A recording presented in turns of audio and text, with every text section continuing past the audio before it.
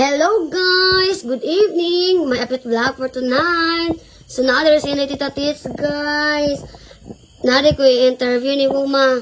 Unsay masulti nimo sa mga taong nga followers na to ma o always ga support sa to mga video ma. Una sa tanan guys, pasalamatan na ho ang Ginoo kay ang Ginoo may tag-istong kinabuhi, ang Ginoo ko'y nagbuot di anang among pamilya nga ningon ini.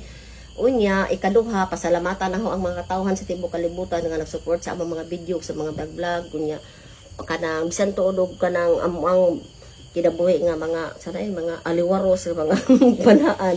Ano to bang kanang nagkuan sila?